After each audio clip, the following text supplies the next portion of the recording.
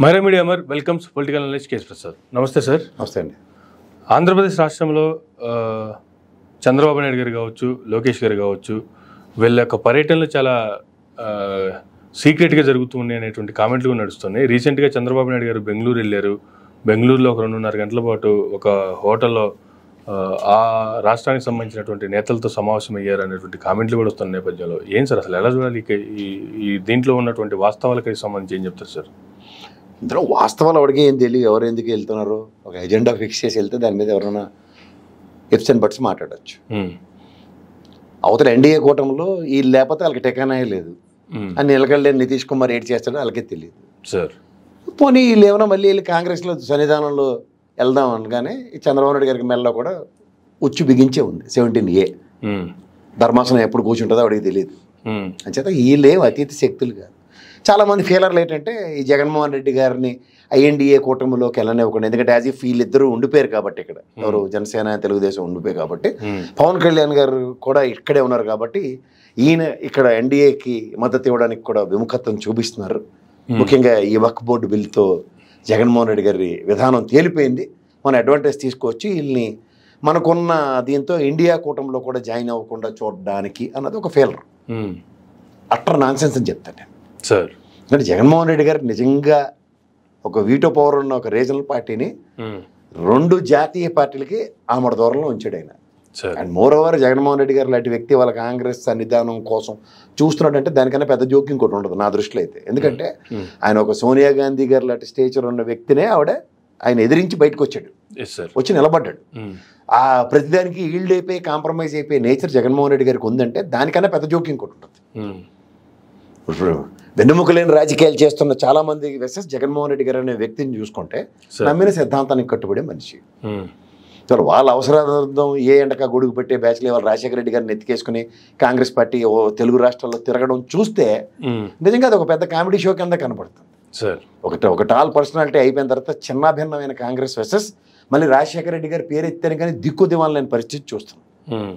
నేను గతంలో కంపేర్ చేసిన ఓట్లతో చూసుకుంటే వాళ్ళు షర్మిల గారికి వచ్చిన ఓట్లు ఇవన్నీ రాజశేఖర గారి వైబ్రేషన్స్తోనే చెప్పాలి తప్ప వీళ్ళెవరికీ ఇండిపెండెంట్ క్యాపబిలిటీ విజన్ ఏముందని మాత్రం నేను చెప్పలేను. On the same scenario even Jaganmohan Reddy గారు కూడా రాజశేఖర రెడ్డి గారి ప్రాస్పెక్ట్లో నాకు ఆయన విధి విధానాలనే రాజన్న రాజ్యం స్థాపించాలన్న దాంట్లో ముందుకు వెళ్ళబట్టే కాబట్టి ఆయనకు కూడా సస్టైనిటీ ఉంది. అంచేత వీళ్ళేవో అయిపోతగలిగా కాంగ్రెస్తో కలిసిపోయారు, కాంగ్రెస్లోకి వెళ్లకుండా నిలువురించేద్దాం అన్న దానికైతే ఈ పార్టీ జుజుబి వేషాలు నిజంగా జగన్మోహన్ రెడ్డి గారు తలుచుకుంటే ఆ పార్టీ వేయగలరు. అవేవో అవసరం లేదు ఆయనకి. ఓకే. సో అంటే వీళ్ళు ఎటువంటి మీటింగ్లు పెట్టుకోవడానికి వెళ్ళారనేది పక్కన పెడితే అసలు ఒక సీఎంగా ఉన్న వ్యక్తి వితౌట్ ఇంటిమేషన్ లేదంటే అలా వెళ్ళడం వెనక, అలా మీటింగ్లు పెట్టుకోవడం వెనక కారణాలు అడిగితే ఏం చెప్తారు? 2 రకాలు ఉంటాయండి. ఆయన పర్సనల్ కార్యక్రమాలకు వెళ్ళారని చెప్పడం కూడా ప్రెస్ నోట్ ఉంటుంది సీఎం ఆఫీస్ నుంచి. అవును, నథింగ్ రాంగ్. ఆయన పర్సనల్గా మ్యారేజ్కి వెళ్ళొచ్చు, లేదంటే ఎవరినైనా కలవడానికి వెళ్ళొచ్చు. That's nothing of that's what.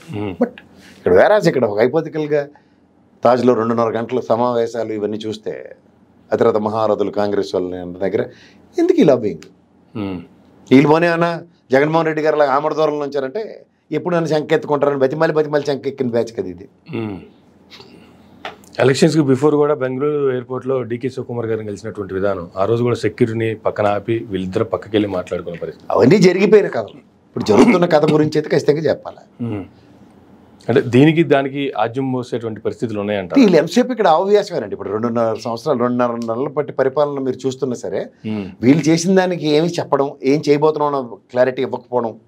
మూడోది ఎల్జీ పాలిమర్స్కి ధీటుగా ఇక్కడ జరిగిన ఘటన కూడా ప్రభుత్వ ప్రతిస్పందన ఎస్ఎస్ఆర్ చూస్తే క్లియర్. అది గల్లా జయదేవ్ గారి ఆధ్వర్యంలో వాళ్ళ ఎవరో రెడ్డి గారిని పేరు పెట్టుకుని కింద మీద పడుతున్నారు. అది ఎవరి ఆయనలో స్థాపించబడిందో కంపెనీ అందరికీ తెలుసు. ఫర్దర్ ఇవాళ ఎవరినెవరు ప్రొటెక్ట్ చేయడానికి ఎందుకు ఆయన ఫోన్ ఎత్తట్లేదు ఇవన్నీ అనితమ్మ గారు మాట్లాడింది కూడా చూసాం. ఈ సబ్సిక్వెంట్ పరిణామాల్లో జరుగుతున్న regular routine checkups Jaganmohan Reddy గారి ఆయనలో ఎల్జీ పాలిమర్స్ ఘటన తర్వాత ఇంకో ఘటన ఏమైనా విన్నాం మనం అలాంటిది? ఎందుకు వినలేపాం? రొటీన్ చెకప్స్ ఇన్స్పెక్టర్ ఆఫ్ ఫ్యాక్టరీస్తో జరుగుతున్న నిరంతర పర్యవేక్షణలో సస్టైన్ అయిన విధానం. ఇక్కడికి వచ్చేసరికల్లా స్పాన్ ఆఫ్ నో టైం. సాధారణంగా ఒక ఇన్స్పెక్టర్ లోపల చెకింగ్కి వెళ్ళాడంటే మళ్ళీ ప్రభుత్వ ప్రెజర్స్తో అతన్ని మళ్ళీ రొటీన్కి పంపించరు. అతని అబ్జర్వేషన్స్ వర్సెస్ కొత్త ఇన్స్పెక్టర్ పర్యవేక్షణలో వచ్చిన అబ్జర్వేషన్స్కి 2 సింక్రనైజ్ అయితేనే ఈ ఘటనలు పునరావృతం కాకుండా ఉంటాయి నాకున్న అతి తక్కువ అవగాహనతో. సార్ తర్వాత పవన్ కళ్యాణ్ గారు లాంటి వ్యక్తి పొల్యూషన్ కంట్రోల్ చెకప్స్ గురించి కూడా మాట్లాడుతూ ఆయన మాట్లాడిన దానికి మీరు ఒకసారి ఇదే అమర్ రాజా బ్యాటరీస్ ఒకసారి రీకలెక్ట్ చేసుకోగలిగితే పొల్యూషన్ కంట్రోల్ బోర్డు వెళ్ళగానే అపోజిషన్ సోషల్ మీడియా ఎంత గొల్లెట్టింది. ఆ లాట్రిన్ మూలాలు ఎందులో నీళ్ళలో కలిసిన దానికి వీళ్ళు ప్రొవోక్ చేసింది అంటే అమర్ రాజా తరలిపోయింది అన్నట్టుగా మాట్లాడిన దానికి ఈయన ఇండైరెక్ట్గా ఇంట్రెస్తున్నాడు. ఇదే తెలుగుదేశం గవర్నమెంట్ కాబట్టి వీళ్ళ గవర్నమెంట్లో చెకప్లు చేస్తే ముందు కంపెనీలు ఎత్తుకెళ్ళిపోతే ఆపోద నేను ఎందుకు మొయ్యాలన్న కోణంలో పవన్ కళ్యాణ్ గారు కూడా చెప్పుకుని వచ్చారు. మీరు ఇది గమనించండి. సో వీళ్ళు తలుచుకుంటే తిమ్మిని బొమ్మిని చేయగలుగుతున్నారు మాధ్యమాల త్రూగా. సో ఈ తిమ్మిని బొమ్మిని చేసే కార్యక్రమంలో ఎవడ పడితే ఆడ బక రావడానికి ఎవడ సిద్ధంగా లేరు. దానికి పవన్ కళ్యాణ్ గారు ముందే అలర్ట్ అయ్యారు. ఇబ్బందులు వస్తాయంట అంటున్నారు. టాగునితో మాట్లాడారంటే ఇక్కడ వీళ్ళు వెనకాతల చక్రకేలు కదలండి నాకు తెలుసు. సంచేత ఇవన్నీ మీరు దృష్టిలో పెట్టుకుని ప్రభుత్వం ఈ రోజుకి కూడా కార్యకలాపాలు కార్యాచరణ మీద ఎక్కడ ఫోకస్ కాకుండా ఎంతసేపు జగన్మోహన్ రెడ్డిని ఆడిపోసుకోవడానికి టైం వేస్ట్ కార్యక్రమాలు చెప్తున్నారు. ఇప్పుడు కూడా ఇక్కడ తెరలేపారు. బెంగళూరు వెళ్ళారట, ఎవరెవరితో చర్చిస్తున్నారట, ఇటు కాంగ్రెస్లోకి వెళ్ళనివ్వకుండా అట, ఆడ బీజేపీతో మేమున్నాం కాబట్టి ఈయన వస్తే మాకు నచ్చదట. ఈ టాగునితలు ఎవరికి వాళ్ళ పొలిటికల్ పార్టీలు ఎవరికి ఏం చేయాలి అప్పటి తెలియకుండా పార్టీలు పెట్టుకుంటారు. Yes sir. So almost 1 month back Pawan Kalyan గారు కర్ణాటక టూర్ వెళ్ళి ఇచ్చారు, ఏనుగుల పరిరక్షణ సంరక్షణ అనే పేరుతో. ఈ మీటింగ్కి అప్పుడే ఆజ్యం పడింది. ముందుగానే పవన్ కళ్యాణ్ గారిని పంపించి అక్కడ కొంత సెట్ చేసి వచ్చారు. ఆ తర్వాత చంద్రబాబు నాయుడు గారు వెళ్ళారు అనేటువంటి కామెంట్లు కూడా వినపడుతుంది. ఎందుకు ఆయనతో సెట్ చేసి డీకే శివకుమార్ యాక్సెస్ లేదా చంద్రబాబు నాయుడు గారికి? ఈ నెల ఆయన సెట్ చేయడం పెట్టండి నవ్వుతున్నారన్న. ఇవన్నీ కామెడీ స్టోరీలు అండి. ఆయనే బీజేపీతో ఫెవికల్ బంధంతో ఉన్న మొదటి వ్యక్తి ఎవరంటే పవన్ కళ్యాణ్ గారు. ఆయన బంధాన్ని విడదీసి లేని పొంతాలకైనా ఆయన ఎందుకు తెచ్చుకుంటాడు? ఆయనది బ్రహ్మాండమైన రూట్ మ్యాప్ ఉంది. డౌన్ ద లైన్ బీజేపీ స్థిరీకరించిన రూట్ మ్యాప్ ఉంది. ఒక ఆల్టర్నేటివ్ ఎమర్జ్ చేసి కూర్చోబెట్టింది. ఇక తెలుగు రాష్ట్రంలో మీకు గమనించవలసిన విషయం ఏంటంటే ఇండైరెక్ట్ ఇప్పుడు అలా మాస్క్ తీస్తే చూడండి బీజేపీ అన్నట్టు పవన్ కళ్యాణ్ రెడీ చేసి అక్కడ థర్డ్ ఫోర్స్ కింద ఎమర్జ్ చేసి పెట్టారు. వెస్ట్ బెంగాల్ ఫార్ములా నేను ఎప్పటి నుంచో చెప్తున్నా. అది ఎస్టాబ్లిష్ చేశారు ఈసారి 21 స్థానాలతో. ఇంకా నెక్స్ట్ మామూలుగా ఉండదు. బీజేపీ ఒకసారి చొరబాటుదారుల బ్రిటిష్ దారినే అది. చొరబాటుదారులతో మొదలైన చొరబాట్లు ఎలా ఉంటాయంటే చొచ్చుకొని పోవడమే. అంచేత ఆ చొచ్చుకొని పోయే దాంట్లో బలేది ఎవరంటే 2 రీజనల్ పార్టీలు. ఇవాళ జగన్మోహన్ రెడ్డి అనే వ్యక్తి ఇప్పుడు నెట్టనిలోనే నిలబడి తన క్యాడర్ని తన వ్యవస్థని తను కాపాడుకోకపోతే ఉపద్రవాలు చాలా ఘోరంగా ఉంటాయి. ఇక్కడ ఈ తెలుగుదేశం అయితే చంద్రబాబు నాయుడు గారి తర్వాత గ్యారంటీగా అది చాలా చెదురైపోయే బ్యాచ్లే. మనం ప్రజారాజ్యం టైంలోనూ చూసాం, ఈవెన్ పవన్ కళ్యాణ్ గారి టైంలో కూడా చూస్తున్నాం.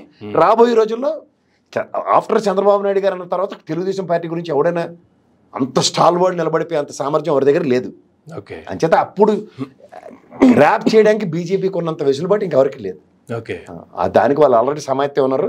ఒక పైలట్ ప్రాజెక్ట్ లాగా పురంధేశ్వరం ఆల్రెడీ అక్కడ సేఫ్ గార్డ్ పెట్టుకుని రామారావు గారు భజన చేయడానికి రెడీగా ఒక బ్యాచ్ని రెడీ చేశారు. అక్కడ ఇట్లో ఉపద్రవం ఇటు తిప్పి అటు తిప్పి ఎటు చేసినా సరే తెలుగుదేశానికే ఉంటుంది.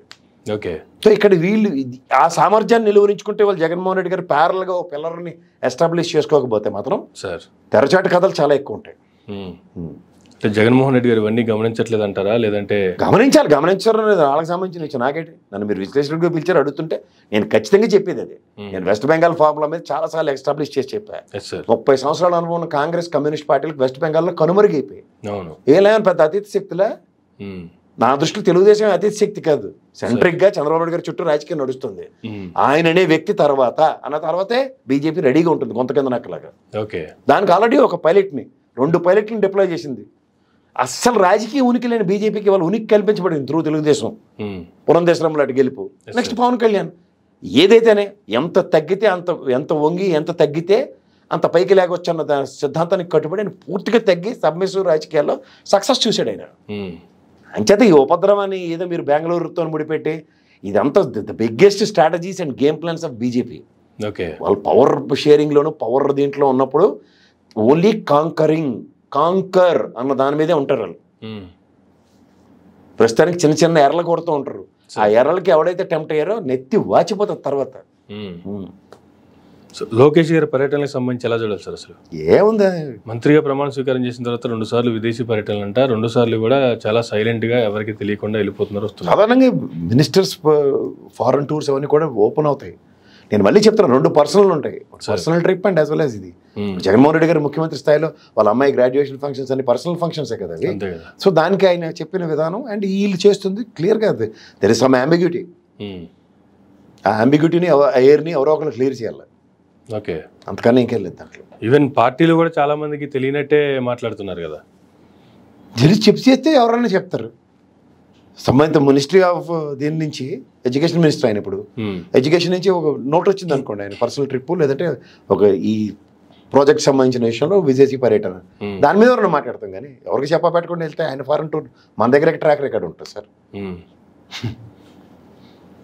సో హైదరాబాదు వర్సెస్ అమరావతి అనేటువంటిది లేటెస్ట్గా నడుస్తున్నటువంటి వాదన. హైడ్రాతో ఎన్ కన్వెన్షన్ ఫస్ట్ కూల్చివేతలతో మొదలైనటువంటి హైడ్రా పనులు ఎక్కడికి దారితీసే అవకాశం ఉంది? అసలు ఎన్ కన్వెన్షన్ వెనుక ఉన్నటువంటి పరిస్థితులు అడిగితే ఏం చెప్తారు సార్? మీరు దానికన్నా main stream media versus Venu Swamy చెప్పి ఎరేసి దడేలు అనిపించిన ఎన్ కన్వెన్షన్ అని చెప్తే బాగుంటుంది. ఓకే, ఇప్పుడు మీరు గమనించట్లేదు, మీడియా అంతా ఫోకస్ ఇటుపక్క తిప్పి వేణుస్వామి మీద చర్చనీయాంశం చేస్తే ఫార్చునేట్లీ ఆ ఒక్క జోన్కే కన్ఫైన్ అయింది. ఓకే, అది కూడా ఏంటి, out of the basket zone అది. ఇక్కడ ఇంకో ఛానల్ అయితే డైరెక్ట్ భజన రేవంత్ రెడ్డి అంటే ఇంకా మిగిలిన అయితే చెప్పేక్కర్లేదు, నాగిని డ్యాన్స్ వేసేస్తున్నారు. కానీ ఇక్కడ తెలిసి తెలియని నాగిని డ్యాన్స్ వేస్తున్న ఒక ఛానల్తో ఒక బరస్ట్ ఇప్పించారు వేణుస్వామి విషయంలో. అది ఇటు నాగార్జున చుట్టూ చర్చనీయాంశం అవుతుంది దగ్గర నాగార్జున మామూలుగానే రెస్పాండ్ అవరు, ఆయన నాగ చైతన్య కానీ అవన్నీ రెస్పాండ్ అవున దగ్గర వీళ్ళకి వెళ్ళి కోర్టు పరంగా కంతకలేని దొరత కత్తిపెట్టిన వీళ్ళకి వాచిపోయే దగ్గర దన్నమని చూస్తే ఎన్ కన్వెన్షన్ ఎప్పుడు ఇయర్స్ టుగెదర్ అది 10-15 సంవత్సరాలు బట్టి ప్రతిసారి డెక్క ముందు తోయడం వెనక్కి తోయడం నటిస్తూ రావడం. ఇవాళ చెరువుల పరిరక్షణ దానికి FTL జోన్లో ఉన్న వాటిని దడేలు మనిపిస్తున్న రంగనాథ్ గారిది ఇటు తిప్పి అటు తిప్పి మూడో కంటికి తెలియకుండా ప్రతిసారి స్టే ఆర్డర్ అయ్యప్ప సొసైటీలో అనుమానం రాకుండా చుట్టుపక్కల ఒకసారి పక్కలేని రెట్టుగానే తర్వాత చుట్టుపక్కల ఓడమట్టుగా స్టే ఆర్డర్లు తెచ్చుకుని నాటకాలు ఆడి నోదంతాలు చూసాం మనం. ఈసారి కొట్ట మోడ పగిలిపోయింది ఒకేసారి. నడిబొడ్లు చెరువును ఆక్రమిస్తే ఏమవుతుంది దానికి ప్రభుత్వ పరంగా తీసుకుని చర్య అది. మీకు అర్థమైందా? సో దానికి ఏంటంటే ముందు వేసిన ట్రాప్లన్నిటికీ ఎవడ మట్టుగడి చేతులు మనకెందుకులే అని స్మార్ట్నెస్ ప్రదర్శించారు. స్మార్ట్నెస్కి ఏమైంది, తెల్ల కళ్ళు మూసి తెరిచేలోపుగా బడేలు మంది అది. అర్థమైందా? ఎప్పుడైనా మనకు కొన్ని విషయాల్లో చిన్న చిన్న ఫెయిలర్లు వస్తాయి. ఆ ఫెయిలర్లకు అనుగుణంగా ఎవరు ఎలా పనిచేస్తారు అనేది చూడాలి. వాళ్ళు జగన్మోహన్ రెడ్డి ఆరంలో కూల్చింది ప్రజా వేదిక, ప్రజలకు సంబంధించిన వేదిక. అది ప్రైవేట్ ఆస్తులు ఏం చేయలేదు ఆయన, మీరు గమనించారా? ఇది ఇక్కడ ఏముంది, ప్రైవేట్ ఆస్తిని దడేలు అనిపించాడు ఆయన. ఇప్పుడు FTL జోన్లో ప్రతి ఒడికి దడదళ్ళు ఆడుతుంటుంది కదా, మల్లారెడ్డి దగ్గర నుంచి దొల్లగొట్టుకుంటూ వస్తున్నాడు ఆయన. ఇక్కడ ఉత్తరప్రదేశ్లో ఆయన ఒక్కడే నేటి యూపీ ఆదిత్యనాథ్ ఒక్కడే నేటి పొక్కలేని రేటుకుని వెళ్ళగలరు. బుల్డోజులు పొక్కలేని ఆయన కాదు, ఈయన కూడా అనాలి. ఈయనతో పెట్టుకుంటే ఎవరికైనా మంటెక్కించేస్తాడు, అదైతే వాస్తవం. జరుగుతుంది అంతే. ఇప్పుడు మీకు ఎప్పుడైనా సరే గుర్తుంచుకోండి సార్, మనకి ఆక్రమణలు జరుగుతున్నాయి, హైదరాబాద్ మూలిపోయింది, సిమెంట్ వేస్తారు, చచ్చిపోయాం, బతికాం, అన్ని కథలు వింటున్నాం కదా ప్రతిసారి. ఎక్కడో ఎవడోడు ఇనిషియేటివ్ తీసుకోవాలి కదా. ఉమ్ముతడి పనులే కదా, వర్షాకాలం ముందు రాగానే మన రోడ్లు మనకే తవ్వి సిమెంట్ రాసి పనికిమాలను పట్టుకుని వచ్చి వాళ్ళకి తోలు తీసి కార్యక్రమానికి ఎక్కడి నుంచి తెరలేపితే ఇప్పుడు నెక్స్ట్ చర్య కూడా చాలా స్ట్రాంగ్గా చేస్తే బ్రహ్మాండంగా ఉంటుంది. ఆయన నియరెస్ట్ పాకెట్లో ఉన్న ప్రభుత్వ ల్యాండ్ని చూపించి ఇక్కడ చెరువులు తవ్వండి అన్యాక్రాంతంగా ఆక్రమించిన వాళ్ళని లిస్టు పెట్టి అక్కడ దానికి జవాబుదారీ చేసి పెనాల్టీ క్లాస్ ఏమనండి. ఆ చుట్టుపక్కల ఉన్న వర్షాధారిత నీరంతా దాంట్లోకి స్లోప్ పెట్టుకుంటారు వచ్చి కార్యక్రమం చెప్తే ఖచ్చితంగా చెరువులు పునరుద్ధరించబడతాయి. పార్టీలకు అతీతంగా రేవంత్ రెడ్డి గారికి ప్రశంసలు వెళ్ళు వస్తున్నప్పటికీ కూడా మీరు చేయాల్సిన పనులు వేరే ఉన్నాయి. ఇది వాస్తవం అయితే ముందు వాటిని కూల్చండి ఒక పక్క NTR కాలేజీలకు సంబంధించి ట్రస్ట్ కాలేజీలకి, మరో పక్క రామోజీ ఫిల్మ్ సిటీని కోడ్ చేస్తూ నెటిజన్లు నెక్లెస్ రోడ్ కూడా మనం చూసాం కదా. ఇప్పుడు ఆ మాటకు వస్తే అది కూడా ఆక్రమణలే కదా. సో ఇవన్నీ ఇప్పుడు ఒకటి మొదలెడితే కాదు సార్, ఏదో ఒకటి దగ్గర ఆరంభం కావాలి. ఇది కంటిన్యూ అయితే బ్రహ్మాండంగా ఉంటుంది. మరి ప్రతిసారి ఎన్ కన్వెన్షన్ మీద పొక్కలేని వెళ్ళగానే తెల్ల స్టే ఆర్డర్ వచ్చింది, దాన్ని ఏమీ చేయలేకపోయాను ప్రభుత్వం. మేము ప్రతిసారి చూసుకున్నాం కదా, తలుచుకుంటే ఇలాంటిది చేయగలదు ప్రభుత్వం. ఇది ప్రభుత్వం original capacity and power. Let him, ఆయన మొదలెట్టాడు. ఇంకా ఆదిలోనే అవసరపాదులు క్రియేట్ చేస్తామంటే ఎట్లా? ఇది ఖచ్చితంగా మనం ప్రతిసారి వర్షాలు పడిన అంటే హైదరాబాద్ మూలిగిపోయింది, పడవలు వేసుకొని రావాలా, లేక్ వ్యూవా ఇన్ లేక్ వ్యూహా అని మాట్లాడుతున్నాం కదా అందరూ. పడవలు వేసుకుని పోయిన ఉదంతాలు కూడా అవన్నీ చూసిన తర్వాత ఏమన్నా అన్యాక్రాంతంగా చెరువులు ఆక్రమించబడిన వాటికి మొదలైంది ప్రభుత్వ పరంగా దుకాణం అన్నప్పుడు ఏం చేయాలో తెలుసుకోవాలి. వాళ్ళు కూడా వీళ్ళకోటి వాళ్ళకోటి యాడ్ స్టిక్ ఉండకూడదు. ఆయన కొట్టి ఒక్కసారి సముచిత న్యాయం దొల్లకోటికి వెళ్ళిపోతే మాత్రం ఇంకా బ్రహ్మాండంగా ఉంటుంది. ఇంకోసారి డేర్ చేయరు ఎవరు. ఓకే, కానీ ఈ ఎఫెక్ట్ ఏపీ మీద పడే అవకాశం ఉందా? చంద్రబాబు నాయుడు గారికి కూడా చాలా ట్రోల్స్ అవుతూ ఉన్నాయి. ఆ రాజధాని ప్రాంతంలో జరుగుతున్నటువంటి లేదా కరకట్ట ప్రాంతంలో ఉన్నటువంటి అక్రమ నిర్మాణాల మీద మీరు కూడా, మీ శిష్యుడు ధైర్యంగా స్టెప్ తీసుకున్నాడు, మీరు తీసుకునే అవకాశం ఉందా మీరు చేయగలరా ధైర్యంగా ముందుకెళ్ళగలరా అనేటువంటివే ఎక్కువ ప్రశ్నలు. ఎందుకు బాబు గురువు శిష్యు అంటే ఆయన నన్ను మెట్టితో కొడతాడు, ఎందుకు వచ్చింది అది కాదు. ఒక ముఖ్యమంత్రి, మనం అంటున్నామని కాదు నేను చెప్పేది, ఒక ముఖ్యమంత్రి స్థాయిలో రేవంత్ రెడ్డి గారు ఈ పని చేశారు. Sir the same applicable for him. ఇప్పుడు మనకు నదీ పరివాహక ప్రాంతాల్లో కరకట్టలోనూ ఇట్లా ఉన్న బిల్డింగ్ల మీద ఎప్పటి నుంచో అప్రహెన్షన్స్ ఉన్నాయి. ప్రతిసారి చూస్తున్నాం ఎవరికాడు సేఫ్ గార్డులు వేసుకుని కర్ణుడి కవచకంలో దాన్ని ప్రొటెక్ట్ చేసుకుని వస్తున్నారు. పైపచ్చి దాని ఎఫెక్ట్లు ఎక్కడ వరకు ఉంటున్నాయి అందరికీ తెలుసు, దాని కాన్సిక్వెన్సెస్ అండ్ రిప్లికేషన్స్. సో వీటిలోంచి ప్రభుత్వ పరంగా ఒక బోల్డ్ స్టెప్స్ తీసుకుంటే ఖచ్చితంగా పరిరక్షించబడతాయి. మరి ముఖ్యంగా చూసుకుంటే సెక్రటేరియట్ టవర్స్కి సంబంధించి కూడా రీసెంట్గా చూసాము, దాంట్లో బోల్ట్లు వేసుకొని పోయి మరి చెక్ చేసి వచ్చారు, వాటి ప్రమాణాలు ఏ విధంగా ఉన్నాయి, ఎలా చేయొచ్చు అనేది. ఇప్పుడు అవి కంటిన్యూ చేస్తారా లేదంటే ఇవి తీసేస్తారా అనేటువంటి వాదన కూడా ఒకటి తెర మీదకి వస్తుంది. ఇప్పుడు వచ్చిన నష్టం ఏంటి అవి? ఇప్పుడు అవి ఉంటే ఏంటి లేకపోతే ఏంటి? మనకున్న సెక్రటరేట్ మనకున్న ఆర్థిక పరిస్థితికి ఇట్లోనే కాలక్షేపం చేసి 5 ఏళ్ళ పాటు అడవాడు చేస్తారు. ఆ చుట్టుపక్కల రియల్ ఎస్టేట్ అడవాడు స్టార్ట్ అయ్యి 4 దొరికినట్టు బకరగాళ్ళు ఎవరో దొరుకుతారు, వాళ్ళు కమ్మేసి పోతారు వాళ్ళు. దానికోసం ఈ పెద్ద ప్రచండ యుద్ధం, అంతకని ఇంకెళ్ళలేదు అక్కడ.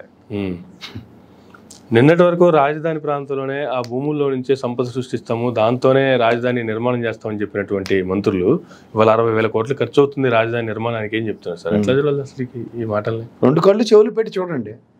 వాళ్ళకి ప్రభుత్వ స్థాపన దాకా ఖర్చు అవుద్దన్న విషయం తెలియకుండా చిన్నపిల్లలు చేసి మాయ చేసే రాజకీయ విన్యాసాలు రాజకీయ పార్టీలుగా ఉంటాయి. జగన్మోహన్ రెడ్డి చెప్పలేదు, నా దగ్గర ఇంత డబ్బులు లేవు, ఎంత కట్టాలి, నేను కట్టలేను గమ్మును కూర్చున్నాడు. వీళ్ళేమైనా అతిశక్తి లేకపోతే ప్రభుత్వం రాగానే యాడ్ నుంచి తెస్తారు. కానీ కేంద్ర ప్రభుత్వం ఏమైనా మంత్రదండం తిప్పి జై పాతాల బేరు అని చెప్పి సినిమా ఇస్తుంది అనుకుంటున్నారా? వాళ్ళ సంగతి వీళ్ళకన్నా ఎక్కువ తెలుసు మాకు సార్. అన్నీ తెలిసి నటిస్తున్న చంద్రబాబు నాయుడు గారు వెసెస్ రాష్ట్ర ప్రజలను తెలుసుకోగలిగితే ఇంక అందులో అంతకన్నా పెద్ద రాకెట్ సైన్స్ లేదు సార్. ఎంగిల్ చేత్తో కాకిని కొట్టరు బీజేపీ వాళ్ళన్న విషయం మా అందరికన్నా ముందు తెలిసిన వ్యక్తి చంద్రబాబు నాయుడు గారు. ఆయనే నిమ్మక నీరెత్తినట్టు కూర్చుని ఏదో జరిగిపోద్ది అద్భుతం అన్న భ్రమలో ఉంటే మనం ఏంటి చేస్తాం? ఇప్పుడు వరల్డ్ బ్యాంక్ వాళ్ళు వచ్చారు కదా 15,000 కోట్లు, చూడండి అది గ్రాంట్ అవుతుందేమో. ఓకే చూడండి అట్లీస్ట్ లోన్ ఇస్తారేమో చూద్దాం. కేవలం పర్యటన వరకే అంతే, అడావాడు అంటారు దాన్ని. ఆ రియల్ ఎస్టేట్ వ్యాపారం జరగాలి, గబగబ చుట్టుపక్కల పాత బాకరాలన్నీ ఇప్పుడు సేఫ్ జోన్లోకి రావాలి. దానికోసం జరిగే ఒక విన్యాసం ఇది, అంతకన్నా ఇంకెళ్ళలేదు. ఓకే, సో ఈ పర్యటనలతో వీటితో వాటితో వచ్చేది ఏమీ వెళ్ళలేదు. ఇంతకన్నా బ్రహ్మాండమైన ప్రయత్నం చేశారు చంద్రబాబు నాయుడు గారు ఆ వరల్డ్ బ్యాంక్ వాళ్ళతో. ఆల్మోస్ట్ అది కన్విన్సింగ్. అవును, ఈ ఇన్ఫ్రాస్ట్రక్చర్స్ అని 3/4 అప్పటికే కంప్లీట్ అయ్యి ఉన్న స్టేజ్లో it's a matter of fact. అప్పుడే సైంధవుల్లో అడ్డుపడ్డారు వాళ్ళు. ఈ మాట సాయం అప్పుడు చేసి ఉంటే it would have been something else. అంచేత ఇప్పుడు మళ్ళీ చూడండి, తలాతోక లేకుండా చేసిన పనికి మళ్ళీ భూగర్భ శాస్త్రం నుంచి అన్వేషణ శాస్త్రవేత్తలు చేసి ఒక ఖనిజాన్ని కనిపెట్టాం అన్న దగ్గర మళ్ళీ మొదటి నుంచి తవ్వకాలు మొదలెట్టినట్టు కార్యక్రమం ఉంటుంది ఇది. అంతకన్నా ఇంకెట్లేదు. ఓకే, అది అయ్యింది చచ్చేది ఏమి ఉండదు, ఓన్లీ అడావుడి. ఈ అడవుల్లో మొత్తం చేతులు మారిపోతాయి, రియల్ ఎస్టేట్ సేఫ్ జోన్లోకి వెళ్ళిపోతారు. అరే మా వల్ల మీరు నష్టపోయిన వాళ్ళందరినీ మేము గమ్యస్థానం చేర్చామని తృప్తితో తప్పని కొట్టుకుని బయటపోతారు. అంతకన్నా ఇంకెళ్ళలేదు. Okay, thank you sir, thank you very much అండి. ఇదండి ప్రసాద్ గారితో ఈనాటి ఇంటర్వ్యూ. మరొక ఇంటర్వ్యూలో మళ్ళీ కలుద్దాం. చూస్తూనే ఉండండి మైరా మీడియా.